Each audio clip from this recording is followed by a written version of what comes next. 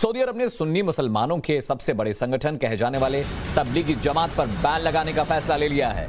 आतंकवाद का सबसे बड़ा द्वार बताते हुए वहां की सरकार ने तबलीगी जमात पर पूरी तरह से प्रतिबंध लगा दिया है। सरकार ने स्पष्ट आदेश जारी करते हुए कहा कि अब से शुक्रवार की नमाज के दौरान लोगों को तबलीगी जमात से मिलने की जरूरत नहीं है। उनके साथ किसी भी तरह का संपर्क रखना अनिवार्य नहीं रहेगा। सरकार के मुताबिक ये संगठन समाज के लिहाज से खतरनाक है और देश में आतंकवाद के द्वार खोलने का दमखम लगता है। तो यानी तबलीगी जमात को लेकर लगातार भारत भी विरोध जताता रहा है, तमाम सबूत पेश करता रहा है। बड़ी खबर यह है कि सऊदी अरब ने भी जो सुन्नी मुसलमानों के सबसे बड़े संगठन तबलीगी जमात पर अब बैन लगाने का फैसला ले लिया। कहा है कि शुक्रवार की नमाज को मुलाकात करने की भी जरूरत नहीं है।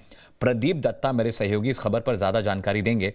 प्रदीप, भारत जिस बात का दावा करता रहा, भारत हमेशा इस बात का विरोध करता रहा कि तबलीगी जमात आतंकवादी संगठन है, इसके सरोकार आतंकी लोगों के साथ हैं।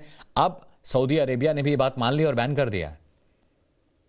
देखिए, बहुत बड़ी डेवलपमेंट है। डेवलपमेंट इसलिए बहुत बड़ी है, अगर आप सऊदी अरबिया की बात करें तो मेजॉरिटी पॉपुलेशन सुन्नी है और ये एक सुन्नी मिशनरी ऑर्गेनाइजेशन है, जो ट्रांसनेशनल ऑर्गेनाइजेशन है, जो जगह जगह जाकर ये आवाज पढ़ते हैं कि आप प्योर इस्लाम को फॉलो करिए।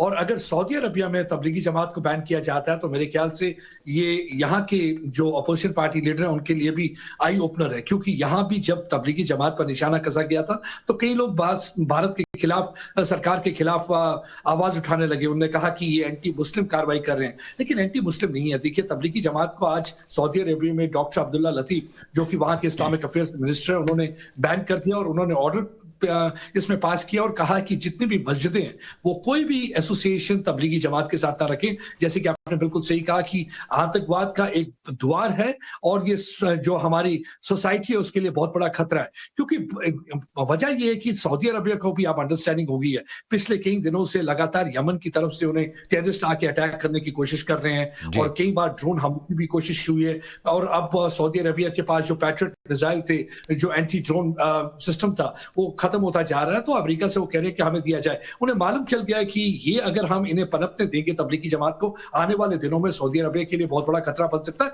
यही एक वजह है कि उन्होंने बैन करने का इरादा बना लिया है। मेरे ख्याल से यहाँ भी हमारे जो अपोजिशन पार्टी लीडर हैं वो भी इसको कम्युनल चश्मे से ना देखते हुए सिक्योरिटी के चश्मे से देखें। जब भी कभी कोई सरकार किसी चीज की कार्रवाई की बात करती है या मदरसे को रिफॉर्म करने की बात करती है तो देश की सिक्योरिटी और देश की हित में रख के बात करती है, ना कि किसी पर्टिकुलर मजहब, तबका या जमात को लेके रखती है। तो यही मेरे ख्याल से सऊदी अरब से सीख लेनी चाहिए और उन्हें भी समझ लेना चाहिए कि आने वाले दिनों में अगर किसी भी संगठन, किसी भी मजहब से, रीजन से, रिलीजन से ताल्लुक रखता हो तो उस पर हमें टिप्पणी ना करते हुए बल्कि सिक्योरिटी को मद्देनजर रख के सरकार को कदम लेने देना चाहिए। प्रदीप, आप साथ रहिए। मेरे साथ आलोक कुमार जी जुड़ रहे हैं, बीएसपी के कार्यकारी अध्यक्ष हैं।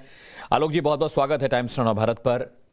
तबलीगी जमात को लेकर भारत का जिस तरह से रुख रहा है, जिस तरह से भारत ने तमाम सबूत पेश किए, अब एक बार फिर से उस पर मुहर लगी। सऊदी अरब ने तबलीगी जमात को पूरी तरह से बैन कर दिया है।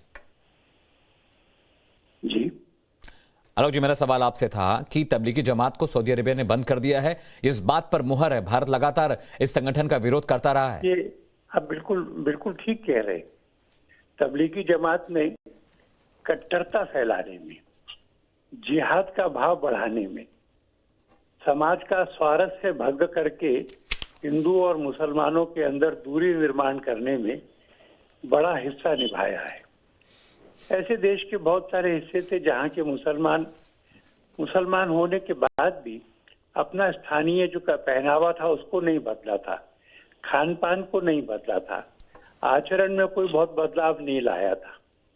तबलीगी जमात के लोगों ने उनमें से प्रत्येक के पास जा करके कहा कि नहीं, तुमको अपना वेश बदलना होगा, नहीं तो तुम मुसलमान नहीं हो।